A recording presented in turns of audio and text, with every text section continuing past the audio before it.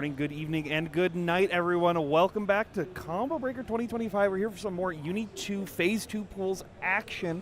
I'm Tabby. I'm joined with Fox. How you doing, Fox? Tired? A little tired? Tired. I'm pretty tired, but it's okay. We got some great matches coming up for you guys in a few, and like right now. Actually, no, they're not. They're about to sit down. I see them sitting now. But yes, we're past the initial pool stage. So everybody who made it out of the pools got a nice Chipotle card to game the system. I heard yesterday. Oh yeah, because you can do like double meat, double guac, double like everything on it, and it cuts all of it off. So I also heard that you can use it as an online order, and then bring the actual card to the store, and they'll just redeem the card like that. Really? That's what I heard. Really? That seems a little unethical, which one of our players might be doing here as one of the. Is that your segue? Yeah, that's my segue. We got Ethics Buster coming up, and we have Star X _ for our first match here today. So this is I feel like these two have played like forever in this game. Yeah, like at least online. Yeah, online these two have gone definitely back and forth. I think at least one Frosties they played each other in a post-pools cut. I don't remember that. I mean, I don't doubt it. It's just I can't remember. I think it was back in like Claire, so like it was definitely in the older days. But that's these two guys have been playing the game forever. Ethics Buster being a Byakuya player who's very like he's a little bit like more on the reset heavier side of things. He's not as like footsies driven as someone like Big Black or Just Heaven. And then Star being one of those like longtime Gord players. At least he's still on Gord, right? I know he's been like kind of jumping between a couple characters and. No, he's playing Gord. He's playing Gord. Good. Should be playing Gord. Because a lot of people who play Gord are like, I'm finally gonna do it. I'm gonna switch characters. They do it and they're like, this ain't it. Goes back to Gord. And it's like, just play the damn character that you've been playing for a long time that you like. Just commit. He's like very particular in how he wants to play in a lot of screen spacings that I don't think a lot of other Uni characters fill in the same way that Gord does. So, and I think that's kind of true for all Uni characters, but Gord especially having that and then being able to also control that close range pressure very, very well with the very scary strike throw mix with the command grab off of Assimilation and whatnot. But it's honestly can be a little bit difficult sometimes now with the new tools that Byakuya has in Uni 2. Like 2-2X sniping out of those farther ranges can always be pretty scary if you want to play that further distance into like get hit, play up close style. So you might have to play in those less effective ranges that Gord would like, but we'll have to see what these players want to do. I do think Star's playstyle is try to be like footsie heavy base, but versus Byakuya, it's like kind of don't really want to do that because there's a lot of instances where you might lose to 2B, 5A. Yeah, and you're already seeing that a lot, like him taking the early aggression in the set, knowing that Ethics Buster wants to just play a little bit more safe, try to already go for these teleports, trying to catch Star out, but right now Star just playing very, very patient, throwing out these force functions, throwing out these 2-6As. Star as a cycle buzz about to come to a close, uses it to keep his turn. Overhead block, doesn't throw the green shield. Come on, brother. Yeah, it was a really late green shield, so just wasn't ready for it and was looking for a to reset, but we will find the grid break finally with that big JB. Ethics Buster's not in that bad of. Actually, that was a lot of damage. My bad. I'm sorry. No! Tectos, please! Yeah, that wasn't even TRM. And you just got hit right there, but like Ethics Buster is definitely willing to just take a couple of these assists because they're only dealing like 1,300 damage. It's not in the end of the world. It's this 5C hit that you kind of want to be making sure that you're blocking. Oh my god, why are you dead, bro? What happened? It's UD2 Gord. He always deals like slightly more damage than you think he would off of any hit. Oh, max range to be confirmed. Ethics Buster is finally going to get their chance to play the game. They might spend the 100. It's really hard to. Like, I feel like a lot of Byakuya players nowadays are more willing to spend 100 outside of 4-pull / less than 150. Yeah, I just think with how quickly you gain meter back, it's kind of just like in your benefit, right? Because you immediately pop that CS, and if you would have kept that challenge, you would have built back to 100. But Star found a great opportunity to press out of that pressure, and now is able to take their turn back. Ooh, catch, chases the roll, overhead. Yeah, please block those. Big max range 6B right there. That's him. No cash. Oh. Next one. This time this meaty got hit by Byakuya 5A. So this might be Star's downfall. Just kidding. I forgot that works now. Yeah, oh my god. Yeah. I mean, he needs that. Like literally, yes. That is like the Gordo is the most he needs that for every single change that he got, but not when he hits me with 3 Green Reapers as a combo. That's how I got knocked out of Slashback. You just got hit by Reaper, Reaper 6 times in a row. And you're just like, you know what? I guess so, but like, man, that feels really obnoxious to get hit by. Yeah. Well, we'll have to see if Giuseppe can figure out a way to not have that happen again. Then once again, almost got grid broken, still got out of that shield at the last moment. But Star really taking control of the tempo right now. Gets the wall bounce confirmed. Assimilation under? Yeah, we're going to get that. You have to worry about the CS, but not so much as long as you put it. What was that? What? Like stand tag? Sure, I guess. Anyway, Stair Ender. Star won the cycle pretty handily, even though he got maxed out on. It happens sometimes. Yeah, I think Giuseppe really has the feel of like when Star wants to be going for a sim now, because we've now seen that come up a couple times where he's found the good 5A match as soon as that gap comes through. Huh? Where's he going? It's the no Oki Oki. That's not Oki! It's the no Oki Oki. Look, Star. That's Oki now. It's That's not Oki. Oki! That was Oki. He No! got hit. He got hit. It's Oki. The lack of Oki being pressed does not mean it is Oki. It's Oki no Zeme. Big 2A. Giuseppe finally making the big comeback right here. Star should be dead provided we have hands. Oh No, my you God. didn't space it out enough. What are we doing? It's wave 2. All right. You need That's to it. brain rot. Both players be going out right now. Oh, you're dead. You should be dead. Hold on.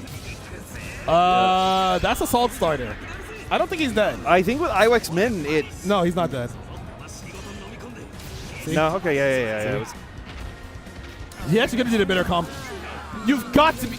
Okay, okay, all right, it's fine. all right, great commentary block. I'll see you next year. You know, I think we're good. I think our jump's next. I gotta chill. I've already been here for 2 hours. I had a chill first block, and now I'm getting mad. Well, that's because we got the real uni players. You've got the guys who are showing up every week to do this, and they're To drop confirmed. yeah, that's real high level Under Night. No, it's not. It's slop fest. Oh, all right. It's fine. Well, Giuseppe keeping a little less sloppy right here. Finally, this is no. Oh my, dude, I'm so sorry. That's on me. That's on me. This better get better. I swear to God. Anyway, Look, most of these guys just woke up. Okay. it is noon. Yeah. Have you met Under Night gamers? It is 12 p.m. See, it's fine. It's fine. It's fine. You know, finally found another hit. We'll see if we can actually land a setup. Spend the 100 meter. Thank Yep. you. Please deliver. 1, 2. That's Yeah! fine. That's fine. Yeah! I thought Ethics Buster was going to go for the 2 web setup into the fake set into like the overhead fade back. I don't know if he does that ever. I feel like that's a pretty strong setup just to mix up your opponent who's used to the normal 3 web set. Yeah, so like I agree with you on that. Like it's a very strong set, but like Ethics Buster isn't like he's not like grinding Uni 2 like that as far as I'm aware. Like he's definitely like you look at his routing, he's still doing like ST routing, right? Which it still works with Byakuya. It's very very effective for the character and it's still like very fundamental to him. Oh, there we go. The jumps you see to get out of any assimilation / standing throw attempts. He matched way too late on that. He actually could have killed him for it, but it's fine. Except for the fact he doesn't have the cycle, but Star should have his composure from the last game. Wow, that works. Yeah. All right, it's less. Well, it's still sloppy. We'll see what happens. Oh, that was a really great shield on the 2-2A right there. Able to steal their turn back with a little bit of push block that came through. Gonna spend 100. Go for the triple one setup question mark. 1, 2, 3. There we go. Rolls out, but still contested from the other web. Gets the grid thrust back into the corner. Oh, you immediately get grid broken trying to stand tech right there. Are you gonna VO on defense? No, you're gonna hold down back. You have a big life lead. You don't need to panic. Yeah, he can take one Sim, then he's going to try to like either VO or J2C off the next one. But Star not leaving any like really big gaps until right at the very end. Danger jumping without a Sim. Okay, let's see if he finishes the combo this time. Yeah, no promises. EX Reaper. There we go. Nice and easy. Yep, he did the change shift to get a little bit more meter during the second assimilation. Yeah, and it's like really good recognition because a lot of people I feel like would just like pop the IW right there, spend the 200 to just guarantee the round. But Star feeling very, very comfortable with that Gordo right now, especially right now in this second part of the round. Getting the big pickup with the 2C as well. Assimilation ender. Cycle's coming to a close. Ethics Buster is probably going to try to escape the corner without getting assimilated once again. Oh, the very late 3C. That still is a low at max range, so you have to be careful. Star didn't like mess up the combo a little bit, so did reset the mid-screen instead of keeping that corner. Has to hold now 2-2C and a little bit more of that Beyond pressure. I don't think CSM was what you were looking for there. How do you get CSM when you wanted to do Reaper? Oh boy, not like this. You know, anything's possible. You just take the knockout and you want the cycle to come to a close. You're kind of stalling for time, which is fine. Yeah. And also, like, he's been messing with the Oki a little bit, so maybe it's like, okay, I'm not as comfortable on that. Just get the corner carry, where Byakuya is still pretty strong, but Star feeling even stronger right now. I don't think he can kill here. Now has to pop CS. He does this? Okay. Oh, all right. Okay. I thought, I'm not going to lie to you, out of what we saw from game 2, I was like, oh, this is definitely dropping just based off the lack of hands, but he found his hands again and he got... But even saw Star's face at the end right there. He was even like, wow, I didn't expect that to kill. I was just trying to get the damage catch out right there. Which is not good. You should be like, all right, I know this kills because I've done this before, but... Sometimes you got to do what you got to do to try to make it one step further through your pools. You got to take risks. Yeah, I'm fine with taking risks. Yeah. Can it look less messy? No. This is top level Under Night. We're dropping combos 24/7, baby. I didn't give up breakfast for this.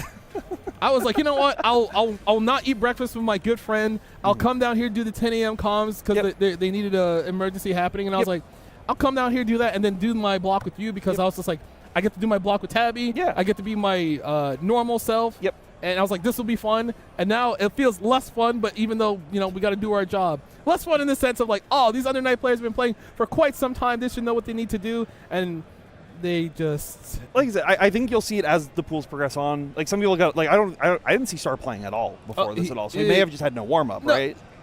I mean... Like, that's on the players. That's on them. Yeah. Like, I get that. But, like, it is early in the day relative. People are going to drop stuff. People are going to be a little bit more messy, but we're going to potentially see that get cleaned up later towards the end of the pools. And especially with like some players, like our next match that we have Ryodan versus Zatcat. I saw Ryodan grinding against Spoink for like an hour straight. So he's still going to drop combos. That's what you're telling me. Yeah, because that's the Hyde special. That's a drop opportunity. That's an American reset. It's funny because Zatcat beat probably the strongest Hyde player I would say is here in Gary. Yes. Gary Butternuts. Yeah. I unfortunately hyped up Gary way too much yesterday during his match, and he just kind of fell apart. I don't know what happened. We all hype up Gary maybe a little too much. No, he's got the he is potential, man. Yeah. Not potential, man. Like Gary is like in a theoretical world, Gary is the best Under Night player in the room, but he like finds ways to make that not happen. Unfortunately, he needs stronger mental question mark. I don't know why he lost. I'm not gonna lie to you, but it's okay. It happens. I don't either. But also, it looks like I think just a button check. I know Ryodan has played Carmine in net play brackets before. They played Carmine and Wagner as like alternate characters before, so we could potentially see that. That's not happening. 100% that's not happening. He's gonna play Hyde. I think so. There's a world where he plays Wagner, especially into Hilda. Like Wagner Hilda is like pretty good for Wagner. If he does, he's trolling. Well, yeah. What would an Under Night player be without picking their tertiary character in a tournament and trolling a little bit? But Deffy's not here. Someone's got to do it. Deffy's the only one who can do that as efficiently as he does. He's the only one who I have full confidence in being able to do that. He's kind of nasty. Deffy is the best player in the United States right now. Oh yeah, for sure. But he's not here.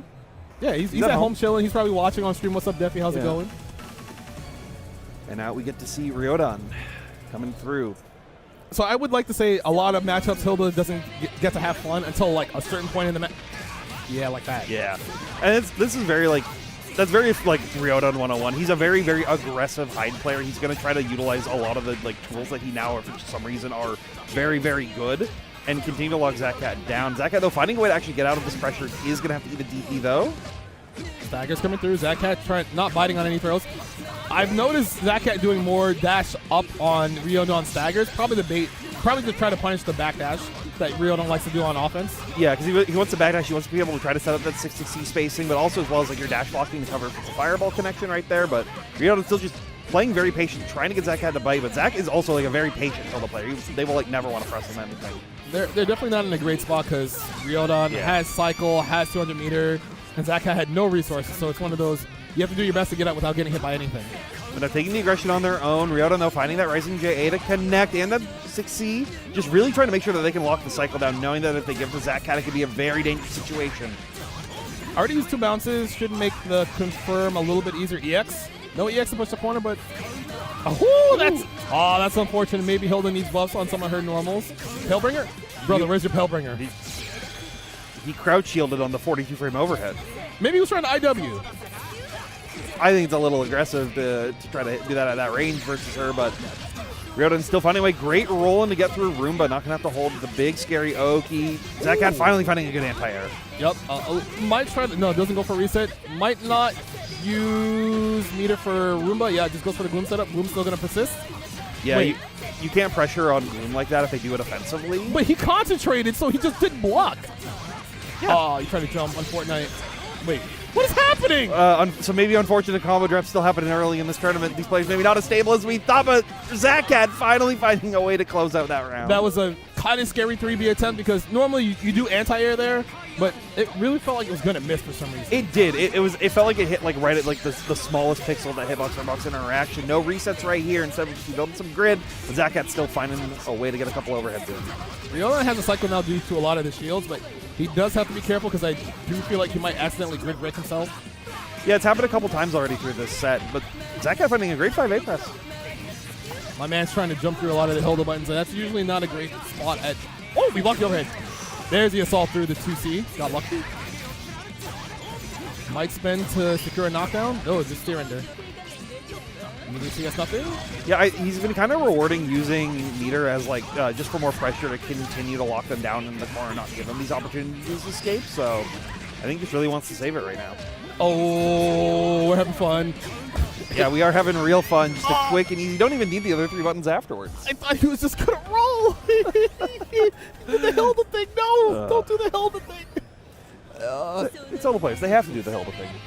It's weird because, like, I think as long as they don't think they have to veil off on pressure a lot, they'll be fine because people kind of leave gaps in their pressure. Hilda 5A is bigger, is more active in this version, so you kind of counter poke people way more. Oh, no. Oh. Not the empty jump low. Yeah, there were some real danger jump hours right there. I don't know, just keeping it very simple. I think like saw maybe some of those drops happen earlier. It's like, okay, I don't want to do anything crazy. I'm just going to get 3K every single hit, and then I'll get a couple thousand off some throws. Really trying to get that guy to bait, but we find a grid break instead. You. High players think they're so nice shimmying back and forth like they're good Street Fighter players. I swear to God. Anyway, Zacat has a cycle. Gonna change shift real quickly to keep more pressure, get some more meter.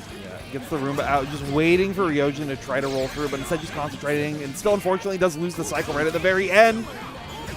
Oh. He is sending it. Help!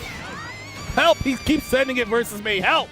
Yeah, it's what you gotta do is hide. You just have to keep holding forward. Oh! Good to see.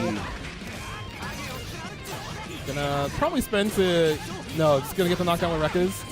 Zacat probably gonna try to roll on defense, roll on defense, roll on defense, roll on defense. Please don't let this guy clown you. He's not good.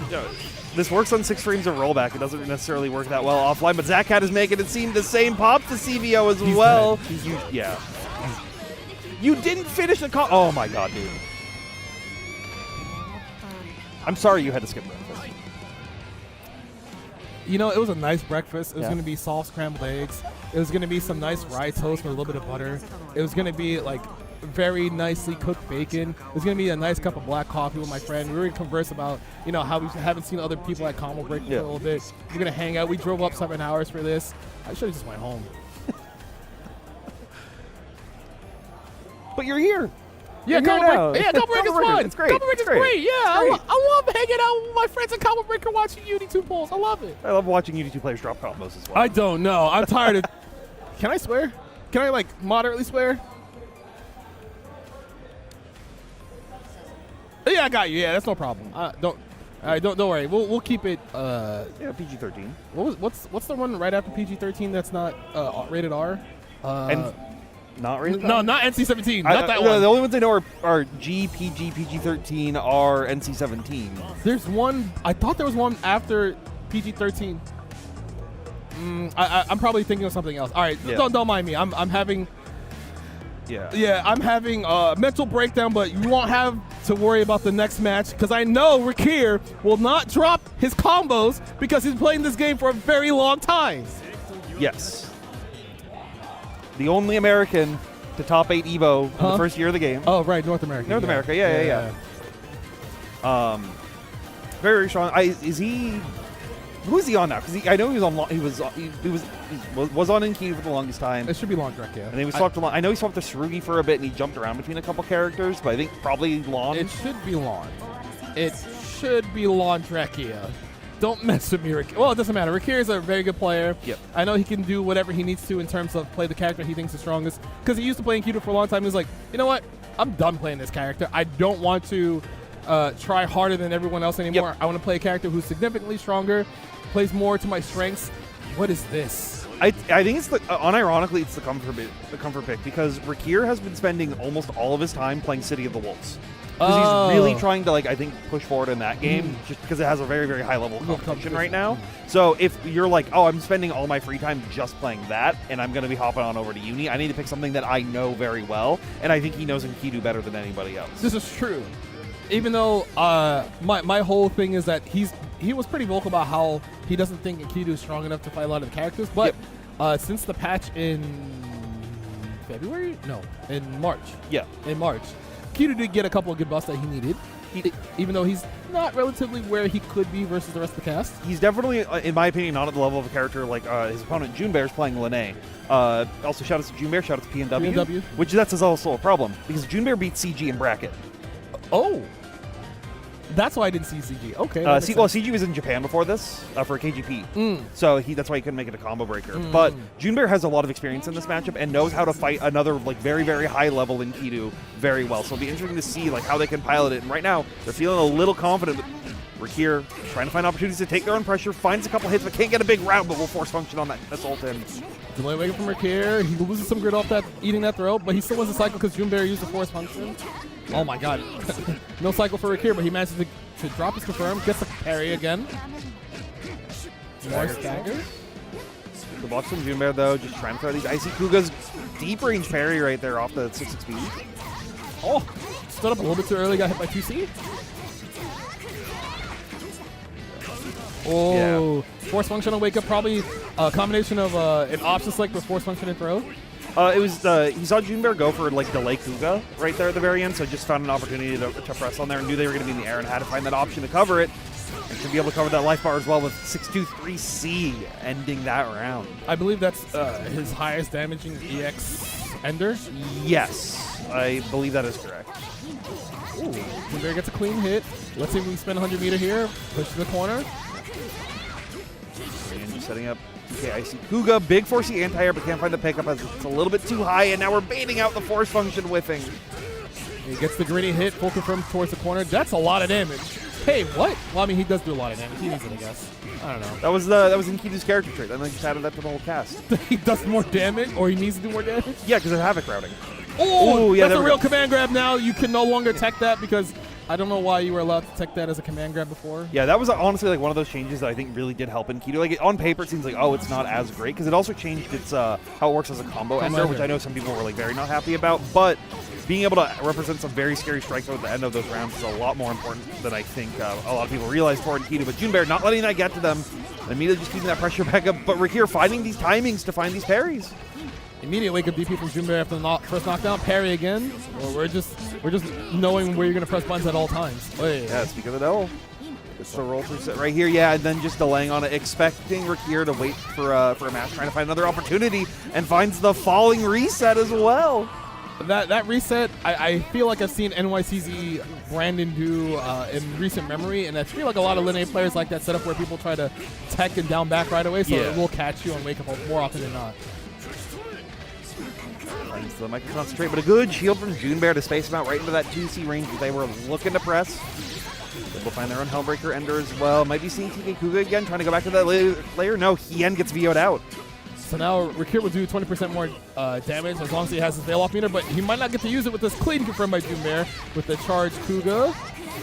Yeah, and just trying to go for the longest route possible to try to strip as much of that VO gauge. Oh, you didn't get grid broken, but I think you're dead still.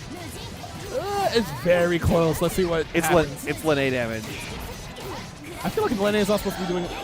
There is no way you lost this round because you did the wrong EX move. Yeah, unfortunately might be the case right now. Rakir does have CS, but we'll just go for a very offensive assault KA. Anytime I see Wake Up Assault, Jump 6B, or anything like that, I'm like, you have all the faith in the world they're down backing on your Wake Up. Yeah. Junebear's a gear player. Like, he's just expecting all Uni players to be patient and uses that as like a way to kind of elevate his game plan a little bit more. Wake Up Assault, though? Yeah. Isn't that like... You've never Wake Up IAD. You can't tell me you haven't Wake Up IAD before. No! That's insane work! Yeah, and that's what Junebear wanted to do right there, so we found the opportunity to do it in this game. Unfortunately, getting blown up for it this time. Rakir taking this round with dominance so far. Yeah, Rakir, no jumping. Air unblockable. I believe that's air unblockable, right? EX record? Yeah. Yeah, okay, that's what I thought. So now Junebear taking that round real quickly. He's like, yeah, that last game, that didn't happen. Yeah. It's also a projectile invuln towards the end of it, so it would blow up on like an Icy Kuga that Junbear had been using a lot. Wake up BDP. Gets a throw. Cycle's almost out of close. Let's see if Rickyr tries to shield. He does, and he wins the cycle off of it. Yeah. Junbear was just trying to play to continue the pressure. Did have to immediately pop it and use the 214C. We like the dive kick reset. There we go. Catching him with the overhead on the delay charge 5C. Gonna spin 100 meter, win the cycle. Helm breaker knockdown. No, 6C ender. Yeah. And 6C now just trying to put him in the strike throw. Rickyr shielding out because they want to try to win that cycle. Oh, charge 3C gets blown up by the Dash C. Should please don't drop this, brother. Yeah. He almost did it again. No, but it worked this time. It connected. And he didn't even need to do it. Sure. Sure. All right, it's match point for either of these players. 6FF trying to use those air options afterward to catch him out, but Rickyr with the patience on that force function. And we'll add a grip of damage to lock him down. Should be able to also potentially steal a cycle here, unless Junbear finds a great VO to get that extra grid gain. That throw whip almost got Rickyr killed, but he did not block the low out of the EPN this time. Junbear does not get a chance to spend the IW with the Veil off, but he still, I was going to say has good pressure with Veil off from Rickyr. Yeah, I do like that, just opting, like knowing that you can't get that IW right there to get as much corner carry as you can off that routing. But Rickyr still finds a way to get the side swap. Oh no. What was he doing on Wake Up? He got hit standing. He's not dead. No, but you're in a very scary situation. No, you just got hit by the 5A meaty. He probably tried to jump again. He probably thought Rickyr is like, okay, you're not ready for me to do it this time. The assault on Wake Up jump 6V. Or was like potentially thinking like maybe like dash up throw was coming right there because he tried to go for command grab ender there and was thinking that same situation to like TK dive kick. Unfortunately, didn't work out for Junbear at the end, but Rickyr, that's going to be moving on forward one step closer to making it to our top 24 later today. All right, real quickly, we have some ads we have to get through, but once we do, we'll be right back with some more Uni 2 action. Hello and welcome back. We're here with Uni 2 Phase 2 today. I'm Fox, and joined here today with Tabby. We're here for some more action. We already had a couple of really solid games with a lot of consistent combo routing happening. Why are you lying to me? I'm not lying to the audience. You know what happened. But you're lying to me when you said that as well. They know that what they. Some people just came here. Some people are just tuning in. Don't believe her lies. Wait, what?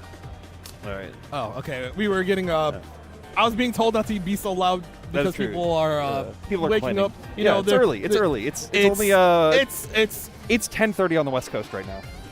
You're from the West Coast. I am, and I'm here. Yeah. The Combo Breaker. It's these Merkava plushies. Damn, where'd they get those from? It was one of the vendors. I can never remember. Oh, is it Lexi? It's Lexi. Yeah. If you're not at Combo Breaker and you're at home, make sure you look up Lexi Pants on Twitter and Blue Sky to see if you can get some of their plushies because they make really good work. They've been doing this for quite some time, actually. They're really good. I have one of their Linnae plushies, and it's like super adorable. It's always on my shelf right next to my setup. It's wonderful. 10 out of 10 would recommend. I'd also recommend that you tune into our match of Klim versus Vile. This is a Merkava mirror? Merkava mirror. This is going to be disgusting. This is... That's why the plushies are there. It's because we have Merkava mirrors versus, like... we have Boomer Merkava and Zoomer Merkava here. Klim is a boomer. Klim is a boomer. He's been doing the same route since 2017, yet he still figures out a way to get, like, 9th place at a reading. He just has better fundamentals than everybody. He is. I was talking with him earlier, and he was like, yeah, I haven't spent any time on Uni. I've just been playing Expedition 33. I mean, I heard that's a good game. I have to play it when I get the time soon. If folks buy that game, it's the best game of the year. I'm saying that right now. Everyone's been saying that game of the year. I'm just like, it looks really good. I bought it when it was on sale. Yep. So I'm just waiting for the time to devote maybe a week to no lifing the game. As you should, but we should also devote our time to a wonderful Merkava mirror, a matchup that I feel like you never really see anymore. Yeah. I feel like Merkava players as a whole are pretty unique for the most part, and they usually don't see each other in bracket. No. So a lot of people might not be experienced fighting this character because he's pretty evasive, hits full screen. And then, this is going to be silly. Oh, my lord. It is going to be silly. The last time I saw this as well was April versus Deerskin, which are two mercs that are very tech-heavy into, like, worm setups. But neither of these players are. They're very just, like, fundamental. I'm going to hit you, and then we're going to do some basic worm-oki. But that worm-oki, while, like I say, basic, is very, very effective. But it's finding that hit is going to be the tough part, because both these characters can deal with their own normals at these extended ranges very, very well. Val decided to chain shift with that assault jump A. Got some celestial meter out of it. Oh, got green shield, got hit by the low, didn't transition to low in time.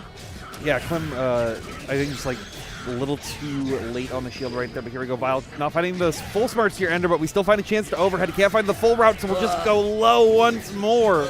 Yeah, good luck blocking that, by the way. It's the delay hover makes it really deceptive on how you're supposed to, switch your guard in time to not get hit by the higher or the delay low.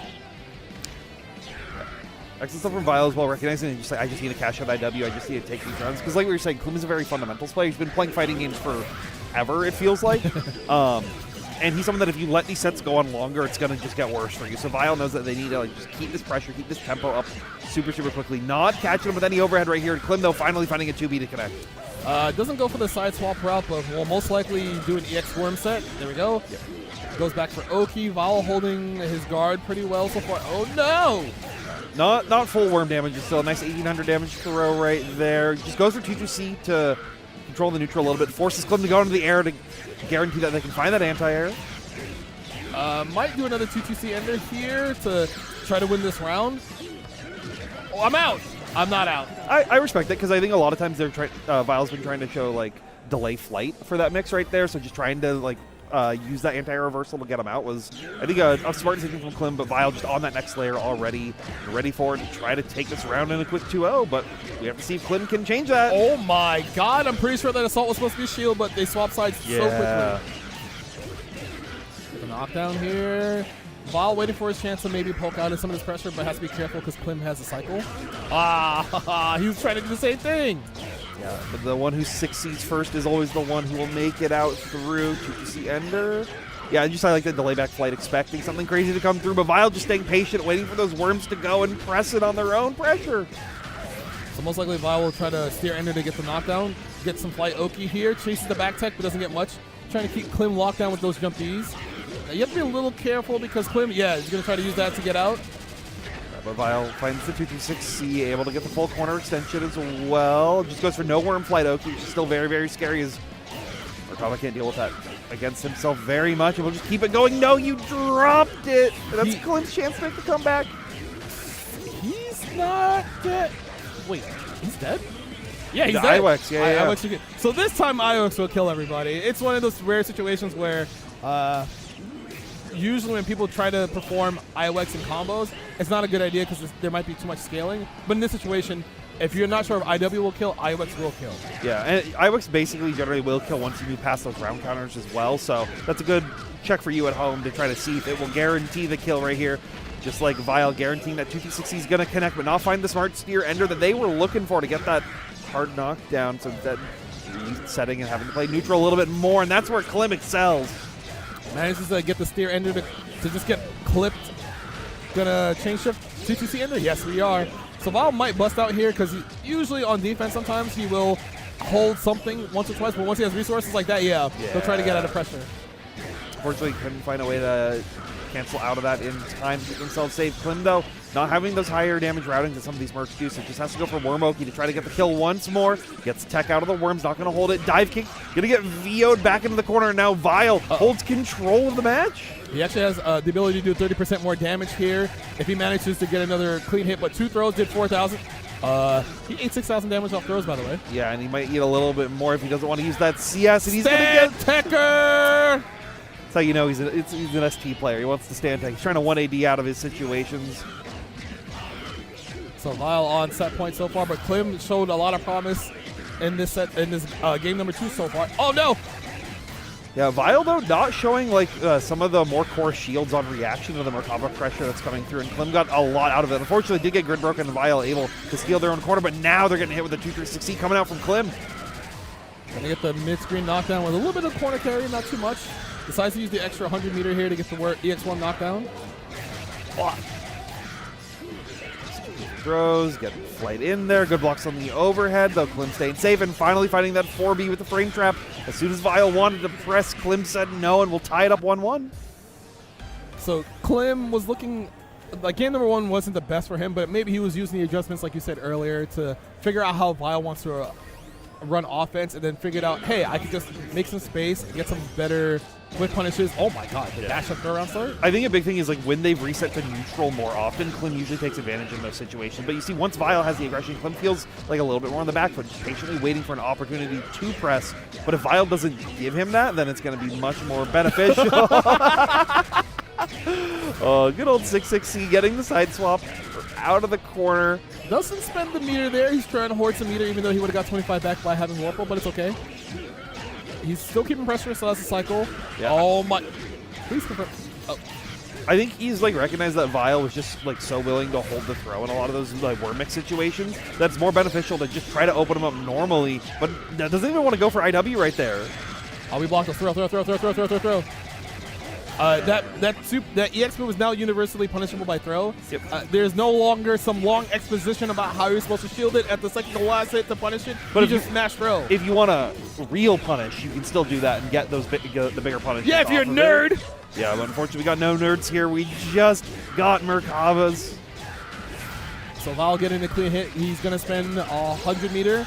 He's doing 20% extra damage because of the 10% on grid break and 10% with Warple. Help! The Deed finally found an opportunity to get some help, though, not having to hold that worm pressure anymore, utilizing that great 2B to cover that spacing that Vile had been like explicitly standing at. Just wants to go for midstream Wormoki once again. Save me, Worms. Oh my god, he got thrown at the last second. Got a frame trap afterwards. The Klim not biting, now trying to take this round because they don't want to bring it to another 1-1 because it gets a little bit scarier right here. Spend 100 meter for the 2-2C for the EX Worms. Yep. Vile's going to hold this for a little bit. He might decide to swing on this next wake up, so you have to be a little bit careful for your Klim. Just want to take 2 Kill! Hey, and you tried to guard thrust, but it's not going to work out when someone was expecting any form of reversal. Klim going to be taking it. How does he keep doing it, by the way? How does Klim get away with, like, the most old school confirms that you don't need to update your lexicon of combos to just be better in neutral? He's simply built different, and I think that's what decades of DDR does to a person. Well, also he started lifting with Rakir Yep. and Joe. Yes, psychotic. Psychotic, yes. He started lifting with them, so having better physical and mental health will make you a better player, even though you don't actually need to play the game. Absolutely. Look, they are the strongest Under Night players. Like, I think like Joe just hit like a 550 deadlift or something. Like he's like crazy. He doesn't look like. I know. He posts like PRs and stuff on Twitter. I see it like, from time to time, and he's like hitting some crazy reps now. Well, it's a good thing he could do it there, and he doesn't have to do it in Uni. Yep. Maybe it transfers over way better than we initially thought. Well, that's because he's doing it on Wald now. He's getting big in game and big in life. Wald. Well, the thing is, Wald is actually like really good. I think he's really good in his version. I agree. He's secretly underneath the top tier. A lot of people wouldn't agree, but So I think he's like been good for a while, even like back in older versions of the game. I remember I was talking with Breaker Dave at EVO one year. This is when he started picking up Wald, and he was going to full time it, and he was like, "Yeah, I'm just playing Wald because if I'm fundamentally the better player, I should win every game." Oh, said that. And I kind of understand that. I think that like if you are just right 100% of the time, Wald is the character that you should be playing. Because he has the largest health pool in the game. Yep. He can take a few more hits. You can make a few more mistakes. But now that his command grab is, it was always 3 frames from what I remember. Yep. It punishes almost everything in the game that's -4. Yep. So if you're right next to Wald and you're like, I can kind of be laser pressure. No, expect the 3-frame command grab coming your way. But it's also a game that's very built around like the -2 interaction as well. So sometimes you can use it as a faster way if you're thinking they're just trying to go for like 5A delay 5A on some standard pressure. Which characters that you might not see that as much with coming up here. We have Silicon and Akimi playing each other. Chaos versus Mika. This is like these are the only 2 people you see play these characters at this high level outside of a couple we saw earlier. Yeah, well, I mean, like these are the people who have been dedicated to this character for the entire history of their time with this game. It's funny you say that because Silicon has been playing Hyde pretty exclusively in some situations. I have seen him. People keep telling me he plays Wagner and Hyde, and I look over at every single pools match that he plays, and he is doing nothing but playing Chaos, and he's bringing the Chaos right now with that great jump out, finding the side swap as well. A lot of people really don't know what this character still does because there's barely any Chaos plays left. TRM, by the way, trying to mash on defense. EX Beast Cannon to side swap out the corner. Yeah, fortunately, Akimi is like very familiar with this matchup. Has played this in multiple versions of the game for an extended period of time. I just don't know how familiar she is with some Uni 2 specific stuff, but right now she's still feeling very comfortable to just play at the full range, hitting with the end of Mika Tornado right there. I think Silicon tried to buffer something quickly, and wait, he's not dead. No. Sun running back. Sun running back. Oh no, you got counter hit, but couldn't find the full confirm. Not going to get TRM'd either. Akimi, you whip throw, but didn't get punished for it. That's because Silicon knows whip throw is plus. Plus, that is so true. That is so true. Just like finding that confirm at the very end is what Silicon needed. 9 out of 10 Uni players would have tried to press buttons on that whip throw and got counter hit, but Silicon is built different. Yep. So now we're back to full screen. You have to worry about that is the hard part about this matchup. The fact that Mika Tornado can just come in, stay relatively safe, and it completely blows up Ozzy. But like Silicon in the first round did a very good job of keeping Akimi away from being able to do that. But now, as you lock down in the corner, able to keep that pressure up, and as soon as you try to jump out, you're just getting hit with a tornado yet again. Gonna get knocked down once more. Akimi doesn't have any more meter, but they have cycle, so jump B gets blocked. No! He tried to fuzzy mash, and she had a good read on it, got the EX leaping grab on there, and now it's 1 round apiece. Is that Akimi's custom color on the setup? I think that's why it took a little bit longer to start the game. Okay, yeah, that makes sense. This is the same console from yesterday. That's so nice of you guys. That's very nice. Yeah, trying to feint out right now with these Mika missiles, trying to get Ozzy to bite, but couldn't find the press to destroy him, and now going to get counter hit for it. Wow, that confirmed. That looks kind of awkward, but Silicon finally mounting some clean offense after the second round. Ozzy bite comes through. Oh my god, that was a TRM? Yeah, I think it was trying to not get hit by the earlier throw setup that sometimes Silicon does want to go for. Ozzy still kind of safe. It's a little bit harder to hit him now since he got buffed, but he still suffers from the fact that almost anything kills him at this point in the game. Help! Yeah. Oh, you weren't able to punish on that recovery because you were still high up in the air and Ozzy was way too far away, but the book says no, you gotta read. 6C, that should be dead. Spend the 100 meter. Nice. It was looking kind of dire for Silicon there, mostly because Akimi, she was able to be a little bit more evasive in the air, using more tornadoes to try to clip Chaos for summoning in different spaces, like up backing. Oh my god, but it's kind of hard to, lock her down if she's evasive. Like, look at that. She's just flying across the screen free. Yeah, she's just staying in air for the whole time, but Silicon able to plant Ozzy at the exact perfect spacing to catch Akimi from coming in and finding a big counter hit as well, but missing the smart skier ender because she was still too high up. It's fine. It's all right. Yeah. It's okay. It was only 5A starter, so it wasn't anything too crazy. 5EB gonna Wait, did that kill Ozzy on the way to the wall? It did, yeah. Yo, buff Ozzy, please. Buff Ozzy. Oh, guess doesn't have. Oh, uses a little small wall bounce, but Ozzy's on the other side. She was really aggressive there. Great from Silicon as well to find that confirmed no. Just go for the knockdown, try to get a little bit of standard pressure going. Good blocks on the Mika missile right there. Getting that turn a little early. Now, Akimi just waiting for the patience, waiting for Silicon to try to send Ozzy in to get that Mika tornado, but now had to get grid broken after that air shield right there, and Silicon's 1 health bar away from taking the round. She was trying to jump, but because she knew she was going to get guard broken, she tried to shield. Yeah. That could have been punished, but it's okay. Ozzy, come back. We need you. Ozzy, where are you, bro? Come back. Well, he's back now. He gets a resummon. You have to be a little bit careful of your Akimi, because if you jump, you'll get anti-aired like that. Oh, my God. Surrender. You have to worry about the CS not too much, though. CS even has to, just has to hold all the pressure that's going through. Akimi, though, still finding another way to get out. Not going to be probably trying to, I was expecting like a run-up throw or a command grab right there. Tried to 2-2C, but didn't get anything off of it. So now the Spider Ozzy gets a really big confirm. My goodness, why is he doing so much? I mean, that's like, we talked about how Chaos isn't the strongest just because he's a little unstable, but if you can find those routes like that are very consistent, he deals very, very high damage and still has those scarier setups. Good shields from Silicon, once again feeling comfortable. She thought she could blow. Wait, it's still fine. Ozzy's dead. It's still okay. Akimi's preempting a little bit too much, but yeah. She was hoping that maybe Silicon would fuzzy mash a little bit earlier and try to counter hit with the tornado, but Silicon's defense holds true and he moves on in bracket. Yeah, he was definitely fuzzy mashing a lot earlier in the set. That's why we saw Akimi getting a lot of reward off those Mika tornadoes. But Silicon, I did think at the end of those games, just adapted past that layer, and Akimi was like, "You're not adapting. You're not doing it. I don't believe in you." But Silicon believed in himself. You have to if you play that character. Yeah, 100%. A lot of Chaos's ability to control the match is strictly based on the fact that can he space correctly to, call Ozzy in a safe location so that way he doesn't get hit for trying to do an attack. Yep. And if he can, then it's like, okay, you can kind of run your offense. It's not super strong unless you can condition the player to say, okay, if you match too early, Ozzy will bite you. But if you match too late, I get more plus frames to get more cross-up sets. Yep. So yeah, buff Chaos. Buff Ozzy, Buff please. Chaos. Buff Please. Chaos. That'd be cool. Despite winning. Buff Chaos. Honestly, buff Mika. She got buffed already. Yeah, but she needs, like, I don't know. These are two characters that I feel like were very strong in the end of player, and then UD2 just didn't get the tools they needed or like the increase that other characters got to still be able to compete with some of the upper echelon of characters. I will agree with you. Yep. I do think probably Mika she should probably get her staggers back. That's what I think, yeah. You give her those back, I think she'll be a very, very strong character. Chaos, can we make it so that Ozzy doesn't die to everything again?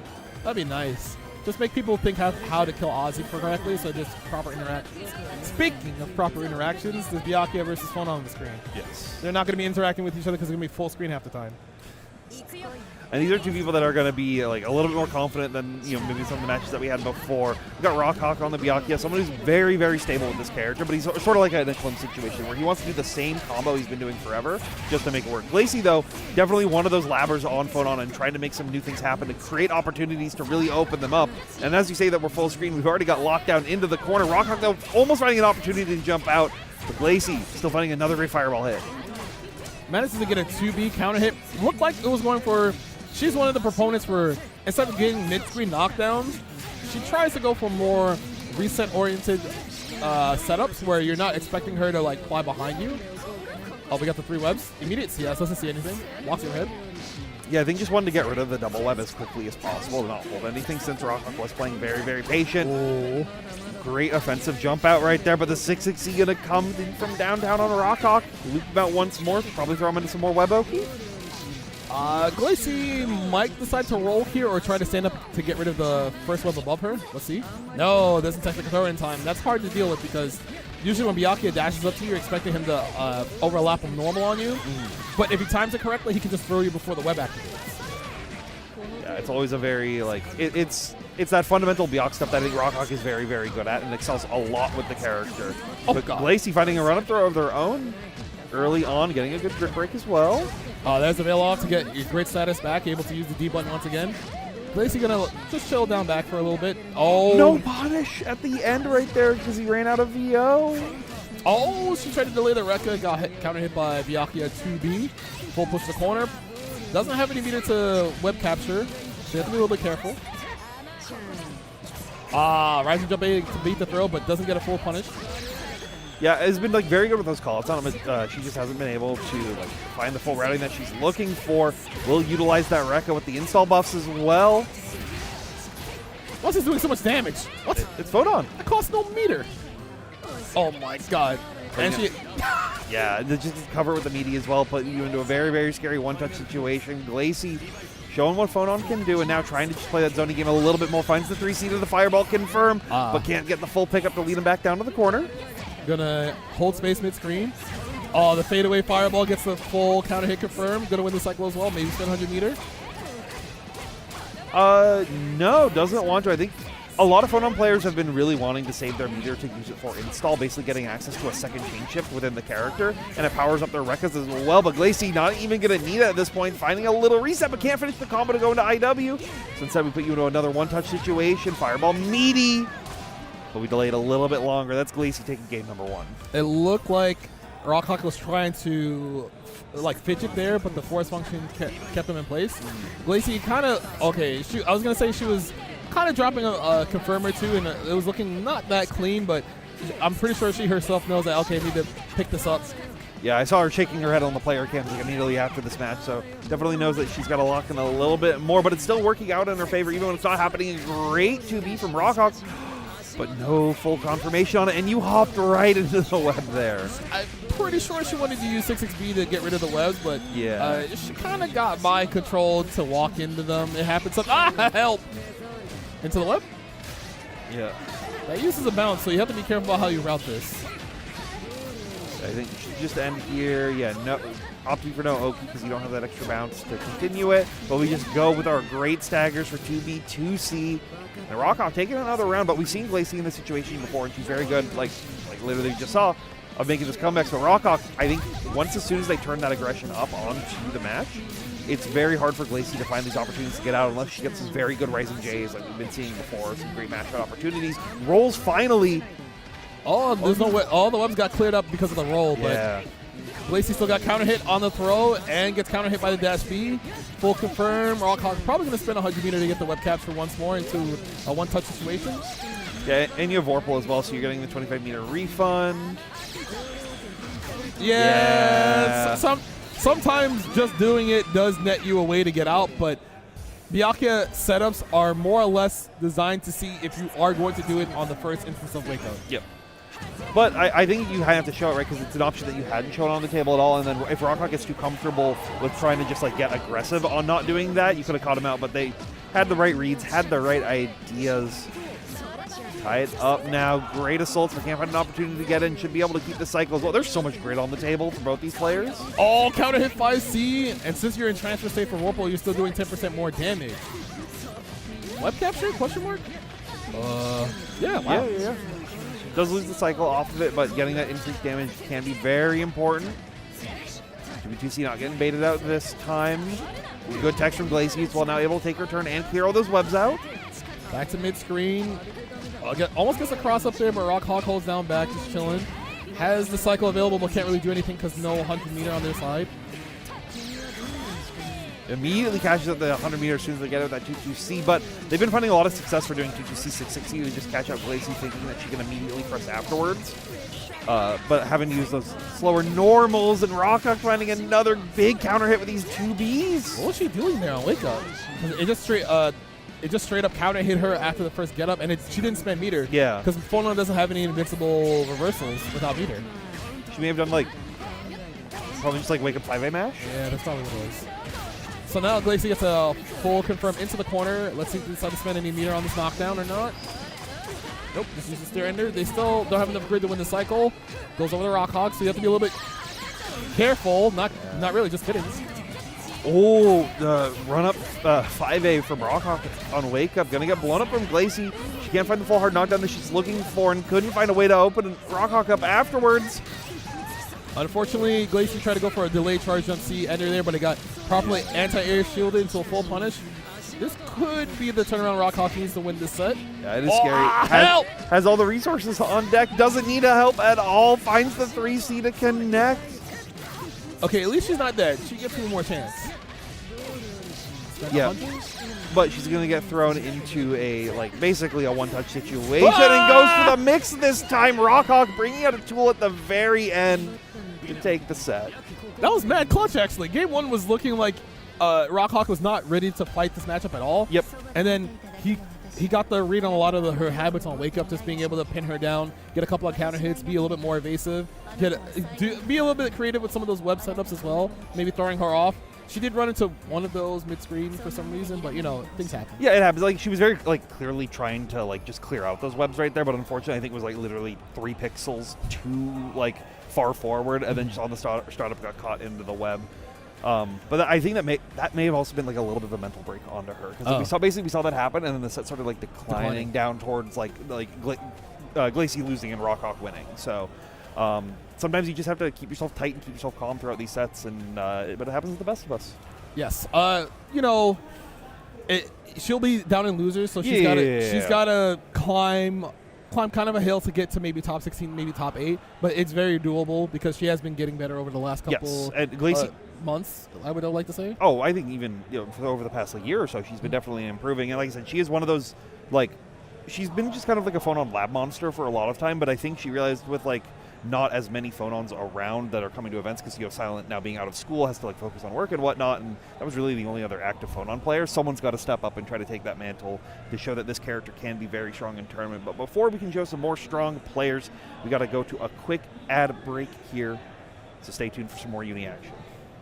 And welcome back to the Uni 2 Phase 2 action here at Combo Breaker. We got a couple more games going through. We're on towards the top 24 qualifier matches now for a lot of these players. So it's pretty important to win these matches to make sure that you can gain it out.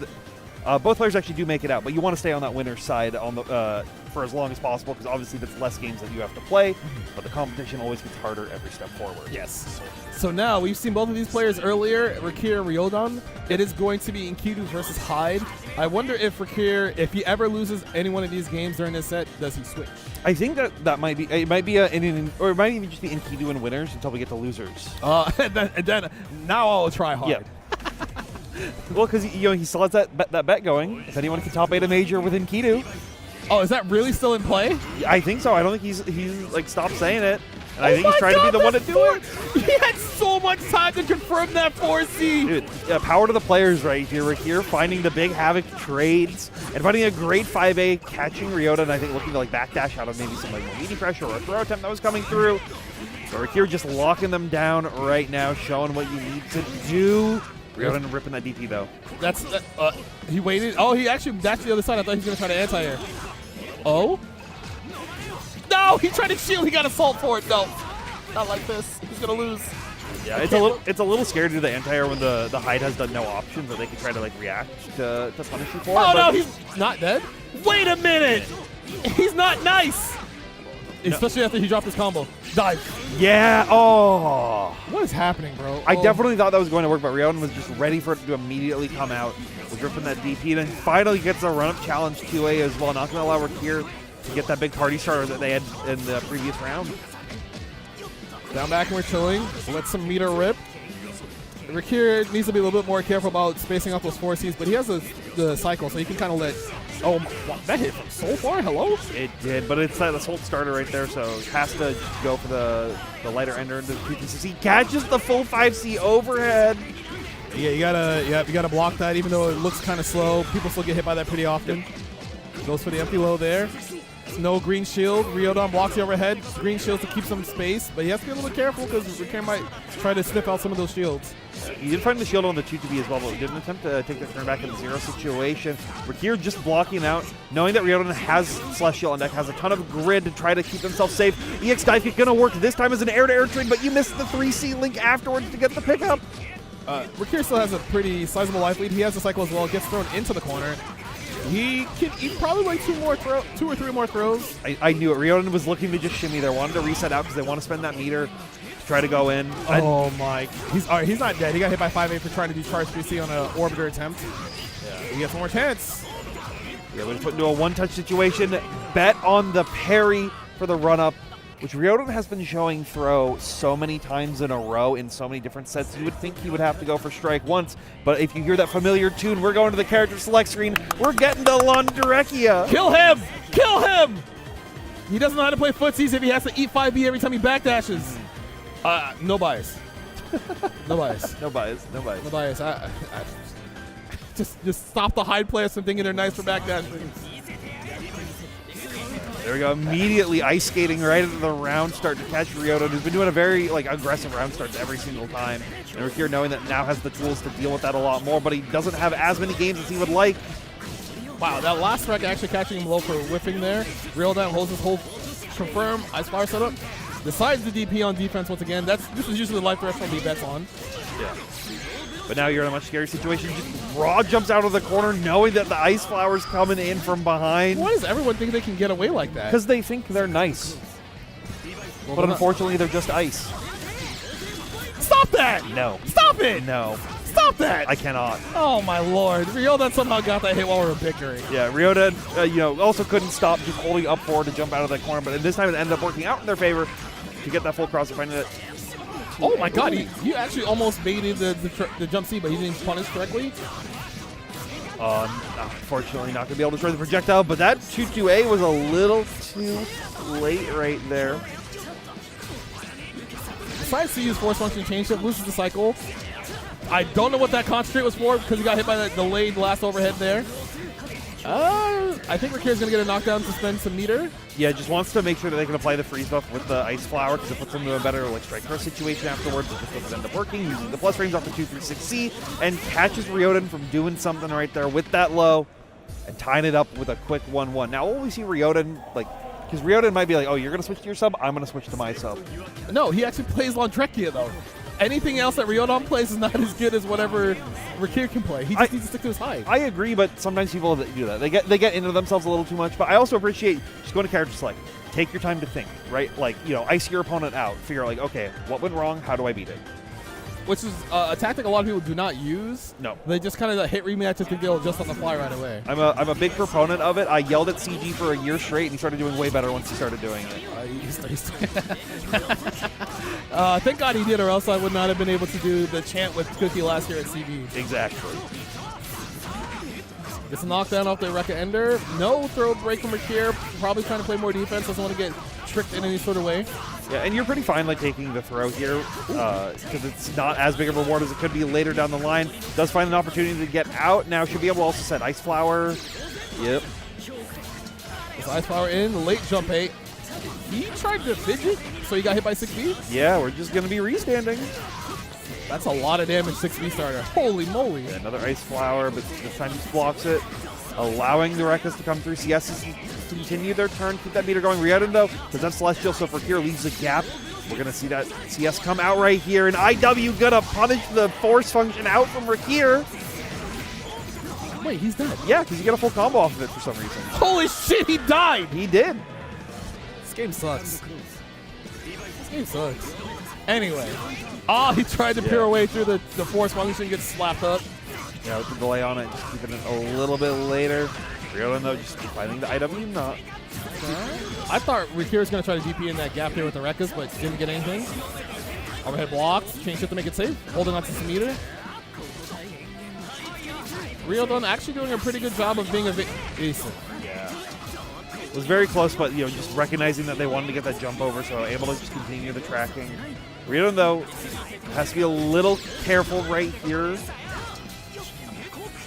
Oh, he didn't change shift the time, so he didn't get to anti-air the jump over by Rakir, and he's going to hold all his damage.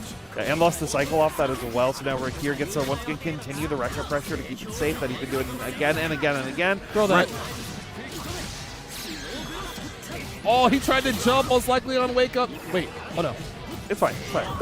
Oh, that's scary. Ryodon was like, no, that you should have killed. Come on, let's just hit me. Let's get to the next round. Keep it honest. He gave him a freebie. Oh, 5BB, my beloved for Rakir. I don't know why he's trying to assault so close to Laundrekka when he has a lot of buttons that hit airborne. It might just be like it's comfortable to do that in other matchups, but if you're not as comfortable with the Laundrekka matchup specifically, it can always be a little bit more rough. Get this flower set, and you're getting counter hit. Unfortunately, Rakir not ready to open them up, but you will open them up with the overhead, taking the set to 1. What was he getting hit by? Was he still just trying to jump out of pressure? I think he was just trying to jump out of pressure. He was either doing that or like wake up Rekka, because those are two things that hide players really like to do. Especially like wake up A Rekka, where you're like frame form airborne, so it can beat out a lot of those throw attempts. But Rakir was like, you keep trying to get out of throw, I'm just going to present strike over and over again and let you stumble into these hits. Yes, because generally when you're on defense at that life threshold, a lot of people are like, oh, throw's going to kill me, so I'm just going to hold up because I expect to throw more often than not. But there's a lot of times where people kind of mess up the pressure to stop that. Mm-hmm. So holding up is still a very strong option, especially in this version of this game. Yeah, especially in this version of the game. So excellent stuff, though, from Rakir that is going to, like I said, both these players made it through to the top 24, but it's now Rakir still on the winner's side, so it's one step closer to making that top 8 spot. And then Ryodon, there's a good chance we see him later on, if not in this block, most likely in the next block later. Definitely. He's a very, very strong hide player. Like, he's someone that you always have to look out for in these brackets. So you should be expecting him definitely almost up until the top 8. There is a chance that he makes top 8. I think there's a world that he does, but I think he has to be the one to prove it to himself that he can do that versus the incredibly scary pool of players that are going to be surrounding that 9th place slot. It's funny because sometimes you're on one after a certain point. You understand that people aren't ready for your playstyle, and you just know, okay, if they're not going to contest me on these situations, just do it some more and see if they get flustered or not. Yeah, that is like, it's very, very effective. That's been like kind of Ryodon's like game plan, I think, for a lot of Uni too, is just like constantly flustering the opponents with all these options. And Hyde's a great character for that, just being able to constantly be pressuring them with 32 different tools that will all keep you safe or plus. He needs it. No, he doesn't. He needs it. You're right. Ooh, this is going to be good. So, we're going to have Klim versus Star. It should be Merkava versus Gordeau. I don't know which character doesn't like which character for the most part, because I feel like they both kind of bully each other in a lot of aspects of the screen? From Gord players, I've heard they don't like the Merc matchup, and from Merc players, I've heard they don't like the Gord matchup. I figured that's what happened. So it's going to be pretty even, I think, across the board, and it's kind of up to how the players feel about it. Klim, he's a robot. He doesn't feel any emotions about anything. No, so, there's something I will tell you later. No, that's true. I've seen him be very happy when he plays Dance Dance Revolution. Yes. That is his true passion. But we'll see if Star can find an opportunity to open them up right here. I think Star is pretty comfortable into this with the amount he's played this and the variety of players he's played. But right now, Klim taking these early hits and finding the interactions that they need to try to get some of this pressure going up early. Star very confident just walking. Star manages to win the cycle. There it is. He was waiting for a gap so he could do Reaper as soon as he got the cycle so he can apply more pressure. Overhead block. Yep. Still plus. Damn, Klim actually pressed up to the 4B. Okay, bro. I think he's having like a player habit recognition because Star will tend to try to let that 4B rock, try to do like 4B again, or try to get an early sim going on. But Klim not going to let that happen. Runs a 25 damage grid break throw with all those worms from downtown. Oh, no. I can't believe that Rusty Nail actually just whiffed like that. But, of course, it does have a small dead zone right beneath it when it starts up. And Rakama does get pretty low to the ground, so you have to be careful when you do those. I think it's one of those that it hits in VO as well, or in Vorpal because of the increased hitbox size. So it may even start just like ready for that option, but unfortunately it wasn't in Vorpal there. And now Klim going to be getting the worm pressure going. Once again, catches them low this time with the worms. It's going to be a ton of damage. He tried to most likely. Ow! Ow! What? Yeah. Mark doesn't do that much damage on average. He does when he has his Vorpal trick going and he gets all the worm hits going on. Uh-oh. That's not say. Wait. Star didn't try to shield that to punish, but it doesn't matter. He's going to keep his turn. Uses an early wall bounce, but he's going to get an assimilation ender around here somewhere. Oh, no. He just uses the extension off the Grim Reaper to get a knockdown, and Klim tried to dive kick and tried to jump most likely again. Yeah. No, he tried to throw on defense there. My bad. I think Star just wanted the corner carry, right? Knowing that it's like Klim has to like try to make a gamble as soon as he's in the corner, and that's where Gord wants to keep you locked down. This is that perfect range. Finding those safe on lock 3Cs from those far distances to give you an opportunity to get the throw combos, to get these assims, to try to shimmy right there like Star did to take the round. It's funny because Star did a shorter combo at the end there to secure the cycle, and because he did, he was able to take a slightly bigger risk than he normally would with that Reaper squeezing. A lot of these shields, got to be a little bit careful. Cycle's still kind of early. It's about to start closing out now. Oh, not the max range slide into 2B. Oh, and great recognition to be able to use the Assim Ender right there to just guarantee the extra bit of grid so you can keep the cycle down. Pops more damage, and now took away CS trying to catch Klim, but staying very, very patient right now, not wanting to bite on anything. Just throw him, just throw him, just throw him. Thank you. Gets a combo. Guardo, one of the few characters, gets a combo off throw. Is that game number one? Don't drop. Don't drop. Yep. There we go. Star's keeping it tight now. No more drops. Thank God. No more Star underscore moments happening. Don't say that. Do not say that. For now. There you go. Yeah, for now. Let's have a small star next to his name. What about a small underscore? But he put his underscores in his name. He said a small star? Yeah. Small underscore? Oh, it's going to keep happening. It's going to keep happening. Oh, my. Don't do it again. Oh, my God. That's so obnoxious looking. Gordo players think they're nice. It's crazy. They just want to do BB tag combos in this game. What else can you ask? Klim manages to get the clean hit here. Going to get the knockdown most likely. Steer Ender? No, he's going to spend worms. Get the Vorpal cycle. Star's going to try to retreat and make space, but he has to, be careful not to get air-to-air by jump B. What's happening? Yeah. It was kind of a weird hit, so Klim not able to find the knockdown they're looking for. And I think he just was like, I'm going to land this hit where I can, and then use the worms to try to open them up. The fireball didn't hit the air during the airborne flight there. Star manages to get out with EX Ascend. Get the side swap as well. Just full set it now. Remember to hold this. Finally gets opened up by that 2-2A. He can kill here. There we go. Yeah. I was a little scared that he would just try to spend 100 instead of IWing, but sometimes it's best just to use all your resources to make sure you get that W. Yeah, it's also a good recognition because I think Star would have just killed with CBO right there, but knowing that they can get a little bit of extra meter to go into this round so they can have a little bit more coming through, but Klim wants to come through with a 2-3-6C. Klim had enough of blocking, decided to take his turn. He had a lot of meters, so even if it got blocked, he'd probably try to be offensive again. Ducked a little bit too early, thought he was just going to go low after the first initial fight hit. Oh my God. Oh yeah. Gets throw punish off that. Just wants to go for the smart secure ender, not trying to do anything crazy.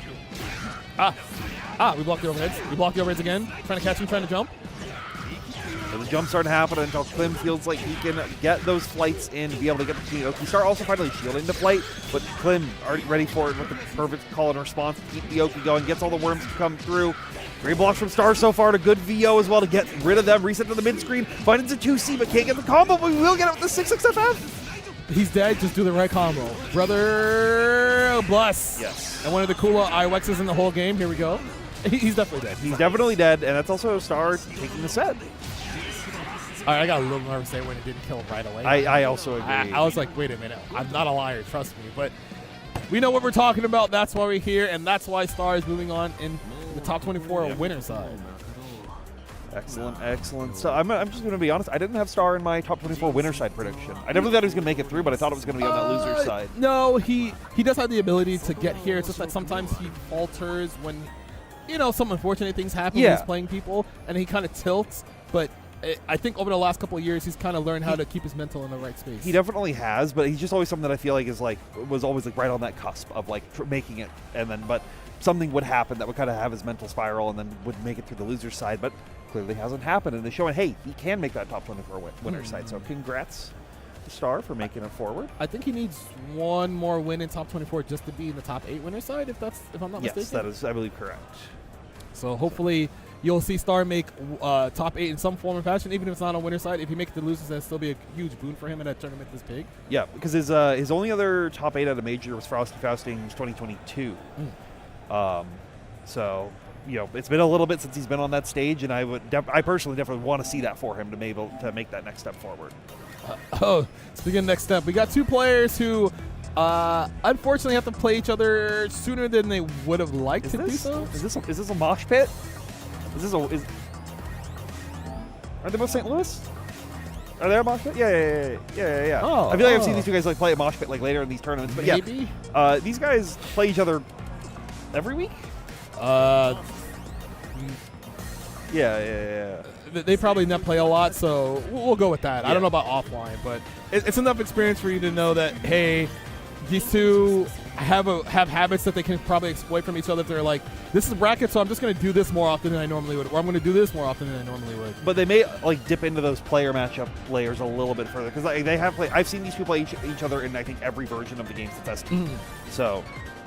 And it looks like Silicon's going to go with Chaos here as opposed to Hyde. Just maybe the Hyde doesn't have enough trickery for him to think that he could beat Spoinkman. I think it's a comfort pick. When someone is as familiar with how you want to be playing the game, or it's a player that you respect a lot, you need to bring out the Chaos, because that's what Silicon, I think, thinks he can go the furthest with.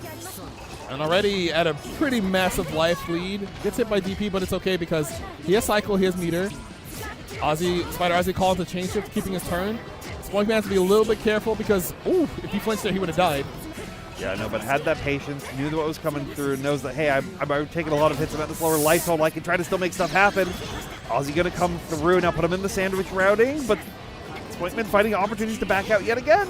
Doesn't die off that straight hit. Oh, it gets hit with the dash up forward. Silicon knows that Spoinkman has a tendency to either press through or maybe 2A there, and this is Ozzy to bait out both those options. We'll be continuing to bait out more options right now. Spoinkman just trying to dash block, trying to stay really patient. Did get ahead of Ozzy, but unfortunately still got clipped by them. Gets out. No double overhead. Spoinkman gets his turn. Oh my god, Ozzy coming through, getting to clean it. Now Silicon has Celestial, decides to CS right away. Oh wait, he won. Oh, come on, bro. Yeah, I dropped it at the very end. I think missed that IW input because of the concentrate that came through, but it doesn't matter. We find one more quick hit, and that's Silicon taking the first game. Silicon, one of the other proponents to maybe make top 8 winner side in this bracket because of how strong he is in the last couple of months in his gameplay. Oh my goodness. What is it confirmed? Well, Spoinkman also missing their own confirm right there, so a little bit of awkward hits coming through. But Spoinkman finally getting some extended corner pressure versus Silicon, forcing them to use that chain shift to get out of the pressure, and now finds another hit, but can't get a big routing until that next one. Probably trying to jump out of pressure there. Got hit by 5C, one of Ori's better starters. That did a lot of damage, my goodness. Got hit trying to jump once again by the 2B. Yeah, Silicon really does just like to jump out a lot of these situations because being able to have Ozzy cover you on the ground while you're in the air is very beneficial. But instead this time you keep it patient with an aggressive 5C. Meter gets a side switch. Has to worry about Spoinkman's chain shift for a little bit. Decides to use the Spider Ozzy. It does cost grid. Oh, double overhead comes through, and Spoinkman takes round number 1 of game number 2. Yeah, I think Silicon was trying to input chain shift, but I think accidentally got shield on the cross-up right there, so it's a slightly unfortunate situation right there. But Spoinkman going to use that tempo and that momentum to turn the aggression on early in the round, fighting another really good hit. All right, uses the Obelisk to get the knockdown with Thanatos. Oh, gets the shield off the 2-2B there. Being a little bit careful not getting grid broken, but still stuck in the corner. Blocks the overhead, doesn't try to punish it. Oh no. That was a really good jump out from Silicon. Unfortunately, couldn't find the full finish that they were looking for. And right now, you can see Spoinkman just trying to encroach space, but gets tagged by Ozzy once again. You got to be a little bit careful because this likely can go away really quickly if you're kind of haphazard with how you're approaching. Yeah, and like Silicon even realizing that, right? Like, oh, hey, you're now trying to call out Thanatos to trade with Ozzy to make it so that you can recontrol that neutral a little bit more. Silicon, though, keeping themselves safe from that anti-air DP that could be coming through, but has to now hold this pressure. Great jump out, and Ozzy to come in to keep it safe. Gets a full confirm, spends 100 meter, going to get the knockdown, has the cycle. Any trickery coming through is going to have to be... Ooh! Wait, how did he get hit by that? What? Sword hits on both sides, apparently. His dual-bladed edge, and Spoinkman's going to tie it up 1-1. I thought he made a clean getaway, but so did I. I guess not. I also thought that. I also see that we're going back to character select. He's gonna do it. He finna do it. Yeah, let's go. If you're a Chaos lover, I'm sorry. I apologize. My man's trying to get this W though. He is trying to get this W. He is trying to get this. You see the players. They both know. They're like, I'm gonna do it to you, bro. It's like, nah, don't do it to me, bro. Oh my goodness. What he's thinking? Yeah, he's taking his time. He's like, this might be a mental break. This might be like he gets Spoinkman to start thinking about Hyde during it, and Silicon. He says, "I know." Oh, there it is. Locked in. Last game incoming. So going to go with the Hyde here. Maybe try to counter poke a lot more instances of Spoinkman being in the air. Hyde 3C, Hyde Rekka. Oh my God, J2C.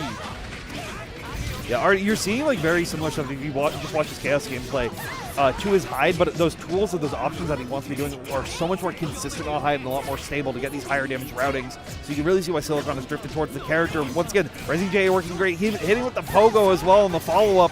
Spoink going to be in a very, very scary situation if Silicon can finish his combos. He just switched to Hyde, so maybe one or two of his confirms aren't as locked in yet. Delay wake up. Tries to jump out, gets slapped by 5C. Great starter for Spoinkman. Probably going to spend some meter here. Still have to worry about Silicon's use of chain shift here. Manages to take the throw. Swap sides with 660. Oh no, Staggers are coming through. Back JA from Spoinkman to almost try to make it back. But Silicon utilizing the speed to keep these plus frames going, trying to shimmy. More Staggers. Silicon just holding down back, waiting to win the cycle. That was scary. He almost lost the cycle, but he got it anyway with that shield. Oh! He waited so long to see his Spoinkman would flinch, and he does on the grid thrust. Gets baited. Full confirm for Silicon, and he is one more round away from his answer. Yeah, Swing was being very aggressive and being like, yeah, I just don't want to hold that 2-2B, let me get out with the guard thrust. But every time I feel like I see someone do that on 2-2B, they get blown up for it. Oh, not the pogo. Wait, he dropped. He has no hands. He has no hands, but he does have legs. That 2A trading with Spoink right there now. Oh my God, 2B. No, 2-2. Oh, runs in the orbiter. Silicon still keeping up a good life lead so far. Why did that vacuum like that? Hello? Oh, okay. Jump 2C confirm coming through. Spoinkman still has a good chance. Oh, early knockdown. Yeah, we just trying to look for a reset right there, but Spoinkman wasn't baiting. Doesn't fall for the stand check attempt there. He just meets with throw. Not dead. One small chance left. Spoinkman might not reverse on this wake up, but it feels like he would. Oh. Yeah, Help! He was just holding it again and again, and that's Silicon moving on forward over Spoinkman. I definitely thought Spoinkman was going to try to do DP at the very end right there, and even Silicon was like, yeah, if you do DP, it's fine. I'm going to get hit by it here with the J2C. And he was, you can see how Silicon's playstyle drastically changed versus playing Chaos when he went to the hide. Way more aggressive, trying to be up in the air more frequently with buttons that will actually overlap on someone trying to run at you. And then Spunkman feels like he couldn't make the adjustment fast enough during that time. Yeah, and I think that's a big thing. Is like the Silicone always feels like he has the hide, like it's the gun in his holster. His hand's always on it, and he's ready to just draw it out. But it's up to you to match that quick draw. Right. Which is hard because supposedly a lot of people should have experience fighting hide in this version of the game. But every hide is so different. That's the thing. I feel like every hide player is exactly the same, but holistically different. They're the same because they just want to do shimmy backdash on every other shimmy backdash and 666. 666, yeah. They do it all the time. But they all have their one thing that they really reset it. Like you saw, Silicon was very willing to just take these quicker knockdowns to try to get reset routing as they're falling in and setting up with safe jumps. Meanwhile, someone like Ryodon we saw is very much just they're shimmy, and then their next layer is more shimmies. You can't layer with more things. We have to layer more ads before we get to the next set of matches. Don't go anywhere.